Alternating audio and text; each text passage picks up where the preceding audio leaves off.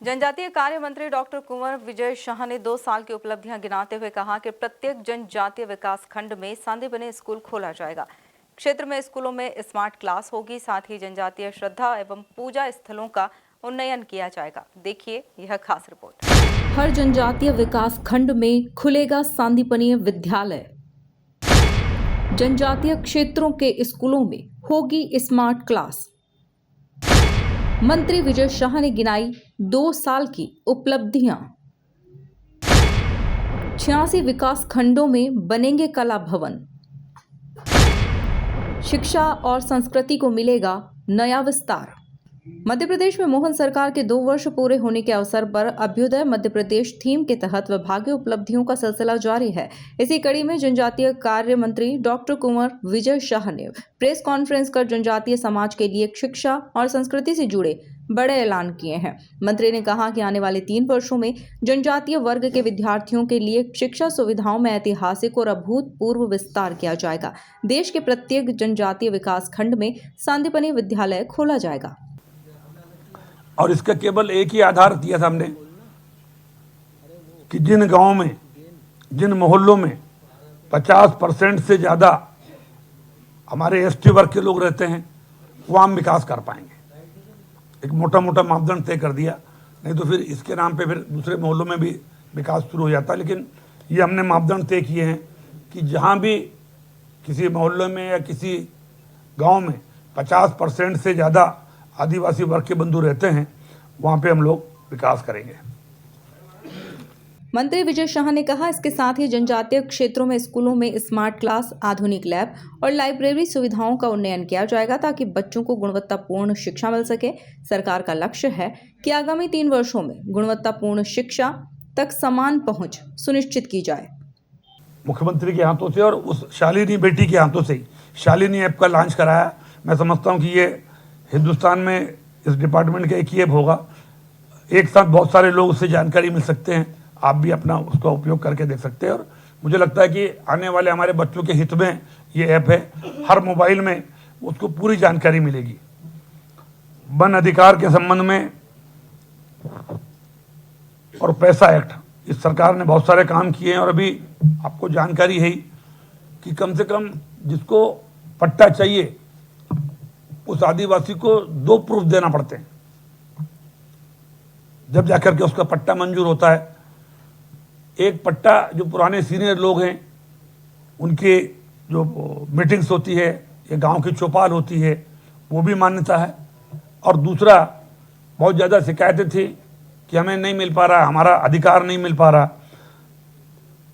बाकी जितनी जनजातीय कलाओं को जीआई टैग, अगर जीआई टैग नहीं होता था तो उनको पेमेंट कब मिलता था, चाहे पेंटिंग हो, चाहे कलाकृतियाँ हों, क्योंकि जीआई टैग से एथेंटिक वो नहीं मिलता था, इसलिए पेमेंट कम मिलता था।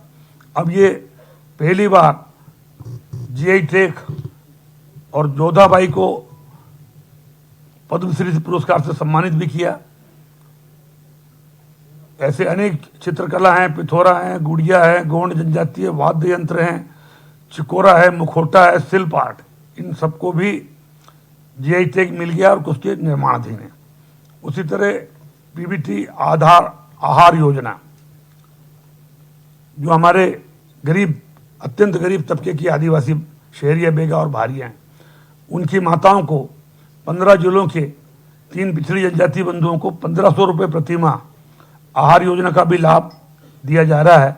और जिसमें वित्तीय वर्ष 2 साल में जो मंत्री ने कहा कि शिक्षा के साथ साथ आवासीय व्यवस्था को भी सशक्त किया जाएगा। हर जनजातीय विकास खंड में एकलव्य आदर्श आवासीय विद्यालय, माता शबरी कन्या शिक्षा परिसर और बालक आदर्श आवासीय विद्यालय की स्थापना की जाए। जनजातीय समाज की आस्था और संस्कृति को मजबूत करने के लिए सरकार ने एक और बड़ा फैसला लिया है। जनजातीय श्रद्धा और पूजा स्थलों का उन्नयन किया जाएगा। जो स्थान देश की आज़ादी में जनजातीय नायकों को मिलना चाहिए था, मैं समझता हूँ वो नहीं मिला। चाहे भीमा नायक हों या टंटा भील हों, चाहे शंकर शाह, रघुनाथ शाह हों, उनके डिटेल्स के बारे में आपको बतलाने की आवश्यकता नहीं है। इन सब के नामों पर हम साल में एक कैलेंडर बना रहे हैं और जनता में इनका बलिदान और इनके बारे में जानकारी मिले, उत्सव के रूप में हम मनाएं जनजातीय बंधुओं के त्यौहार। ऐसा वार्षिक कैलेंडर जिसमें 12 से 15 त्यौहार होंगे, और जो मुख्यमंत्री जी के साथ में मिलकर या दूसरे प्रदेशों के जो यहाँ जनजाति हमारे रहते हैं उनका भी किया जाएगा। जनजाति बंधुओं के पूजा स्थल, क्योंकि गरीब तबका होता है और कई बार पूजा स्थलों के साफ सफाई और छोटा मोटा निर्माण भी नहीं करा पाते। तो हमारे मुख्यमंत्री जी ने ये पहली बार हमने बजट रखा है, अभी 2-4 करोड़ रुपए का स्टार्टिंग की है, भविष्य में और बढ़ाएंगे, कि जो आदिवासियों के श्रद्धा और पूजा स्थल हैं उनको हम कैसे साफ सफाई करके आगे बढ़ाएं। इसमें हमने इस बार कुछ बजट रखा है। और इसी तरह सांस्कृतिक और सामाजिक गतिविधियां, इसको आगे बढ़ाने के लिए आने वाले 3 साल में ऐसा एक भी ब्लॉक नहीं होगा। यहाँ 88 कला भवन की हम स्थापना करेंगे। इसकी कुछ लागत होगा तो ठीक है, नहीं अभी। कुल मिलाकर मोहन सरकार के 2 साल पूरे होने पर जनजातीय कार्य विभाग ने शिक्षा और संस्कृति के क्षेत्र में दूरगामी विजन सामने रखा है। हर जनजातीय विकास खंड में सांदीपनि विद्यालय, स्मार्ट क्लास और कला भवन। सरकार का दावा है कि इससे जनजातीय समाज के सर्वांगीण विकास को नई दिशा मिलेगी। Bureau report, MP news, Bhopal.